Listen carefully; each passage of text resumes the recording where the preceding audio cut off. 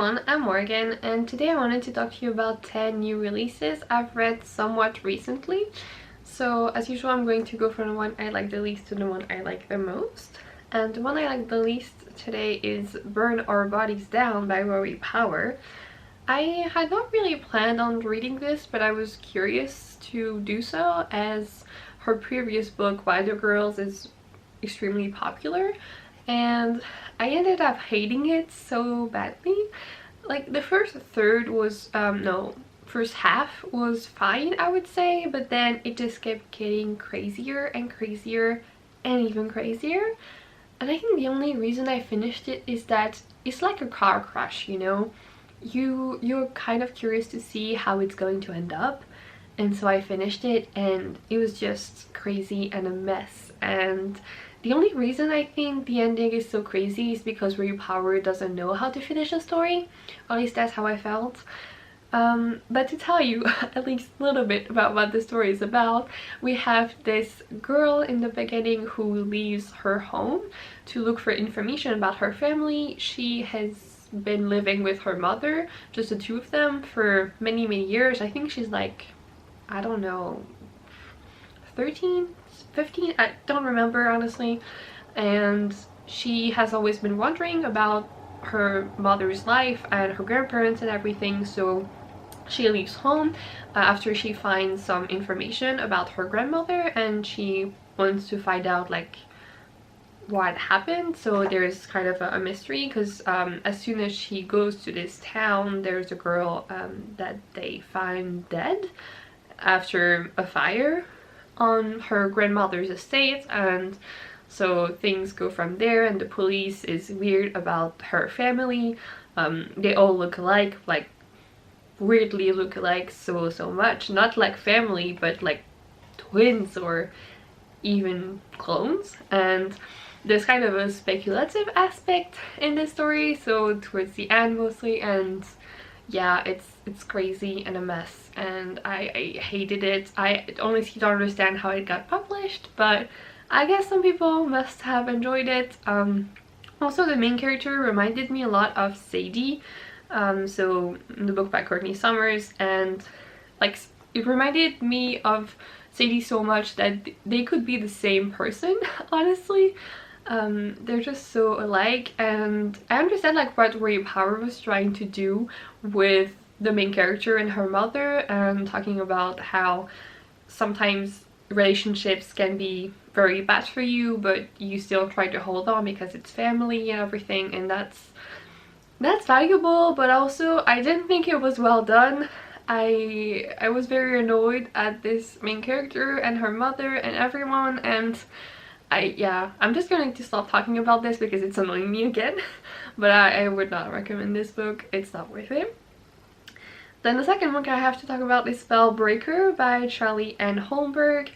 I got this one as an ARC from NetGalley and I did not like it. I read another book by Charlie and Holmberg earlier this year and I thought it was fine, that one. Like I liked the writing, but the story didn't go anywhere, and it was kind of the same thing here. I mean, the story was a little bit more interesting because there's some magic involved. So we have spellbreakers and spellmakers. Spellbreakers are born this way, and we follow woman, I think she's like 19 or 20, who is a spellbreaker. So she was born this way, but she is not registered, whereas you are supposed to be registered so that you can be used for the queen, for the state and whatever. And it's set, I think, in the 1800s maybe, I'm not even sure, 1900s, something like that. And we follow also another character, a man who is a spellmaker. And a lot of people can be spellmakers, but you have to have money to get the training to further your powers. So not a lot of people are allowed to do that, so there's a little bit of question of class, but honestly, like, it's not explored at all, it's just there. And so these two characters, so the man and the woman, they start having feelings for each other, as you would expect. And like the other book that I read by this author, they had no chemistry whatsoever. Like, she just tried to create some weird dynamics between them in that, so the man is black, and obviously in this society, so it's set in England in the 1900s, whatever. It was kind of weird to date someone who was of a different color and also like a bit of class. So he is close to the family of a duke, so he has a good family, but she doesn't really. But just in general, she's a woman, so she wants to keep her virtue or whatever. It's just, yeah, the only reason this book is set in the past is so it would create some kind of dynamics between the two characters, but it just doesn't work. It's, yeah, they have no chemistry, I swear. And yeah, it's, I don't want to say they get together, but you can imagine. And yeah, I don't understand. Like, yeah, there was a little bit of mystery as well, because the woman, so she was abandoned as a kid by her family, and she was taken by what she calls the crows, but it was one woman who brought her someplace to be safe, and she wants to find out where her family is throughout the whole book.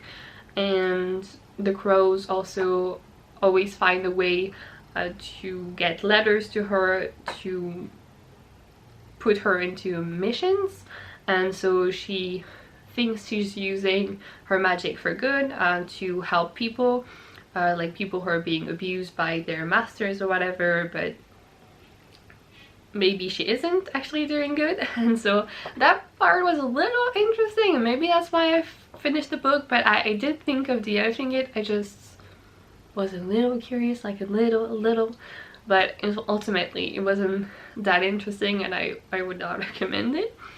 Then the next book I want to talk about is I Hold the Wolf by the Ears by Laura van der Berg. Again, I got this one from NetGalley, and it wasn't very good. It is a short story collection about many different people trying to make sense of the past, I would say. That's what I saw. But ultimately, like, I didn't connect to any of the stories. I don't know, like, short stories either work or don't, and here they didn't for me. So I don't really have a lot to say. I don't remember any of them now. I read them like 1 or 2 months ago. Yeah, don't recommend. Then the next book I want to talk to you about is Earthlings by Sayaka Murata, which was a very anticipated book for a lot of people. I know this year. She is also the author of Convenience Store Woman that I still haven't read. And this one I was expecting to be cute, but it wasn't at all, but that's okay. So what I had heard about this is that there's this woman who becomes friends with this hedgehog that is a being from another planet, like kind of an alien, and it sounded really sweet and fun, and that's not at all what it is. Like, the first chapter already is, so we follow this girl, so yeah, when she's a kid, and she goes to see her family in the mountains, and you can see that her family is always really bad to her, and there are many things that aren't right in her life. And the second chapter is basically her getting sexually abused, so really nice stuff to read always. And but fair enough, like I was still expecting it to be okay even after those. Like I was kind of shocked because I was expecting something cute, but I was like, fair enough, like it can still be good. And then the more I continued, the crazier it got. Again, like, Bruno brought these down, and the last scene I won't talk to you about, but it features cannibalism, and I was not ready for this at all. The only good thing I would say about this is that I did like the writing. Like, it was pretty well written, and there was a little bit of criticism about Japanese society and how they always want you to get married, and she called it the factory, like the society, because all you're there to be is someone to have children and whatever. And that was interesting, but the rest of the story was just too much for me. I don't know who this book is for. Hopefully some people will enjoy it, but it was too weird for me, and I usually like weird books, so take it what you will. Then the next book I want to talk about is The New Wilderness by Diane. which was one of the books that I read because it was nominated for the main Booker Prize. I was going to do specific reviews for them, but I gave up on that, whatever. Still, this book was pretty interesting. It's basically a dystopian book, but there's not a lot of speculative aspects. It's just we are in this world where a lot of people don't live in cities anymore. I think something happened, but I can't remember. And we follow these, I don't know, 10 to 15 people living together in the wilderness. They're taking part in an experiment that has been going on for a few years, and we follow specifically this woman who came with her daughter and her boyfriend, husband, not sure. And yeah, it's just about their story trying to live in the wilderness and fighting things, I don't know. They're getting closer to nature, they're trying to eat well and just live like people used to live, you know, back with Neanderthals or whatever. And it's somewhat interesting, but I just wanted something more, I guess. Honestly, I don't remember how it ends, or actually I know that yeah, I don't want to spoil you, but I remember kind of what happens, but nothing really stuck with me, so I wouldn't say don't read it, just it wasn't something that stuck with me. The next book I want to talk about is The Left-Handed Booksellers of London by Garth. I listened to this one audiobook and I did really enjoy it. It's a fantasy story set in the 19th century, I think. And it's about these booksellers who protect books and artifacts, I think. Again, not a book that stuck with me that much. It was a fun read. We followed two different characters. One is a woman who does not have powers, well, as far as we know, and she's just a human, and then another man who's a bookseller. And those booksellers have been created like a long time ago to protect the magic or something. Yeah, I don't know what else to say. Honestly, I don't remember. It was nice. There were some people after them for some reason. It was nice. I went through it pretty quickly. Yeah, fun read, would recommend. Then the next book I read was Luster by Reverend Leilani. I also got this one from Galley, though I listened to the audiobook in the end. The audiobook was really good, first of all. I thought the narrator was good. So in this we follow a woman who is pretty young, and she starts getting involved with this married man. His wife knows about it. She agrees with it, but is not okay with it completely. And so this woman, she struggles with herself, with finding her way, I guess, which is something that you see a lot, I feel, in literary fiction, but it was well done. Also, she's black, and this man and this woman, so the husband and his wife, they have a kid who is black as well. And so the woman that we're following, she gets really close to this family, and she also meets the wife and the kid, and they get closer and closer. And actually the relationship that grows between all the characters is very interesting, I think. And it's also quite a short book, so I got through it really quickly. The writing was nice.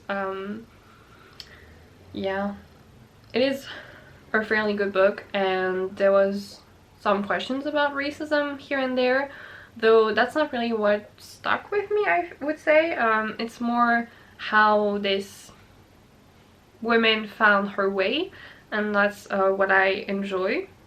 So yeah, it was a nice book. Then I read You Had Me at Hola by Alexis Daria, which is a romance book that I got recommended from mytbr.co. I pay for recommendations every 3 months, and this was one of them because I said I wanted to read more romance because I haven't read that much, and it was quite fun and cute at moments. It also had really good sex scenes. It follows two characters, so a man and a woman, who are both actors in this, not soap opera, they play in a TV show that is supposed to be from for something like Netflix, and they have both played in telenovelas before, but it's the first time that they actually play for something in Hollywood. They are starring in, they're shooting in New York, and the woman is from New York originally, so we see some scenes with her family that are really nice. And so there's this Latinx representation that I appreciated. I don't know a lot about like South America and so on, so it's always interesting to see. And the sex scenes were really good between the two of them. It doesn't start from the beginning because so the man, he has a kid and he doesn't want anyone to know because he is becoming really popular, and he has had some problems with fans before, and so the closer the two get together, the harder it gets because he doesn't want to show too much of himself, but at the same time he does really like her. So there were a little bit of things there, but yeah, I don't know, I really enjoyed it, but I didn't give it 5 stars or whatever. It's not something I'm going to remember forever, I think, but it is something that was really nice, and yeah, just for the sex scenes I would recommend it. Then the next book I want to talk about is Piranesi by Susanna Clarke, which I actually have here. Beautiful book.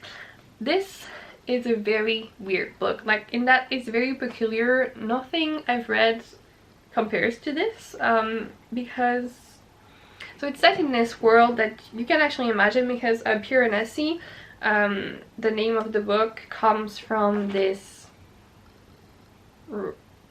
not painter or sculptors, some artist who was Italian, I think, and he made some drawings of this world that he had imagined. And so if you look for his drawings, you would see the world that he created, and which is exactly the world that we see in this book.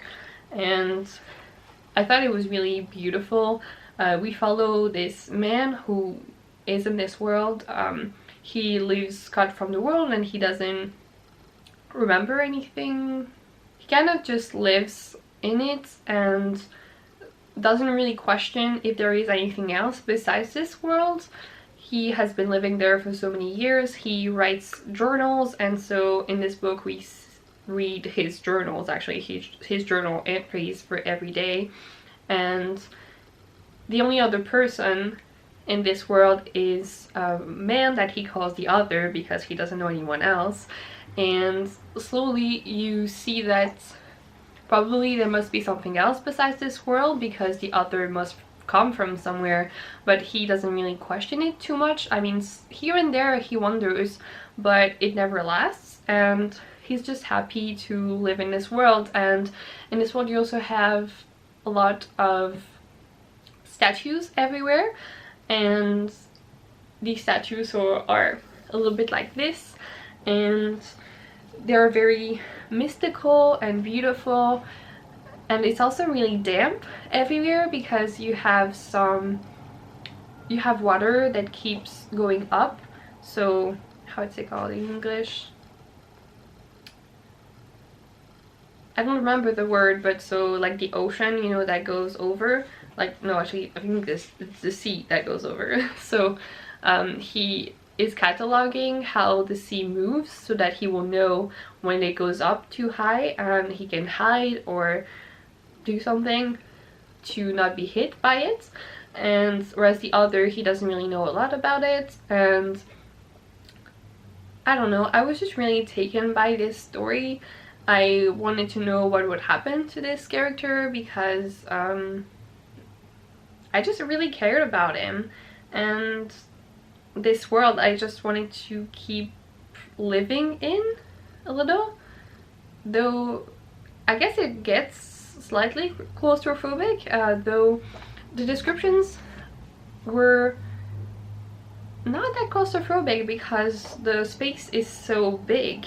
You have these very big rooms that are like, I don't know, 5-6 meters high with stairs everywhere, and you have all these rooms together, and he like walks all day from one to the other with all these statues in it, and it's just so whimsical, and I was really into it. And I remember staying up to finish it because I just wanted to know what would happen. And yeah, just from beginning to end, a really good book. I loved it. Then the last book I want to talk about, and my favorites, was Loveless by Alice Oseman. Though I haven't finished a copy, I read this as an audiobook, and the audiobook was amazing again, so I would recommend that. But in this we follow Georgia, who is figuring out her sexuality. She is starting university as well, so that was actually really nice to see, like, her discovering university in the UK. And I actually recommended this book to one of my friends who has studied in the UK, and she really liked it because it reminded her of when she was in first year, so that is nice. But yeah, it's about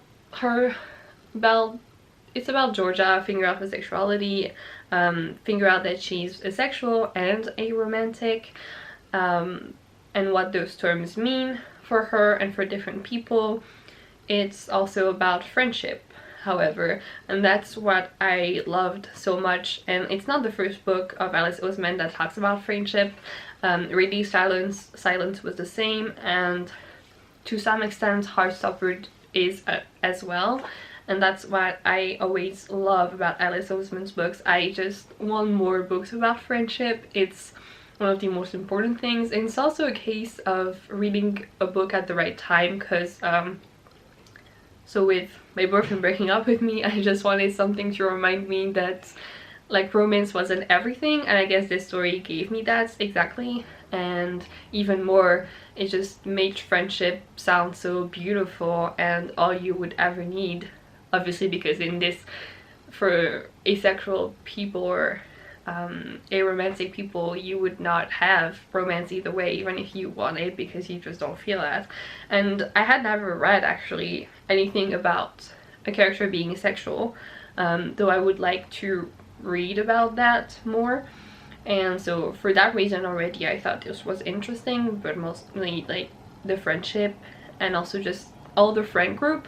So we see Pip, Georgia's best friend. We see Rooney, who is Georgia's roommate in uni, and Rooney is just the best. She is a little bit closed off at first, like she seems like this girl who just parties every day, but really she is very soft, and little by little she opens herself, and it's wonderful to see. And yeah, we also have Pip and Jason, who are Georgia's best friends from high school, who go to the same university after, so that's amazing.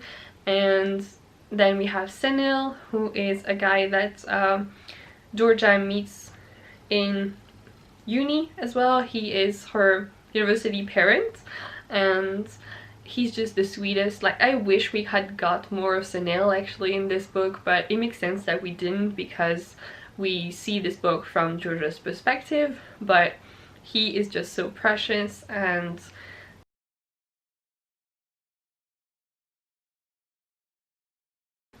overall this book was great. I would highly recommend it. If you read anything of this list that I showed you, read this. It's obviously going to be my best books of 2020 coming soon, so just know that this is amazing. I was actually really afraid of getting to this because a lot of people didn't give it amazing ratings, and I guess maybe it's for the rep. Obviously I can't talk about the representation, I am not asexual, but I still really love this book, though I wouldn't say it's perfect. However, like here and there, she just kept meeting different people who were also asexual, and me having never met anyone who is asexual, I was just feeling like it's kind of weird, but it makes sense in the story, of course, like that she would suddenly think about this because she met people, so I don't mind at all. And just in general, also what I thought was that even though I don't know people who are sexual, I might actually know them, just not know that they are sexual, you know, because people don't always talk about their sexuality, or maybe they haven't figured out yet. So also I hope that people talk more about sexuality because of this book. That's my hope anyway, and I think that it's also what Alice Oseman was trying to do. So yeah, just so many good things. I don't know what else to say. Yeah, read it, it's great. So that was the last book I wanted to talk about today. Please tell me if you have read any of these books, or if you want to read them, what are your thoughts. I would love to know, and I hope to see you in another video. Goodbye.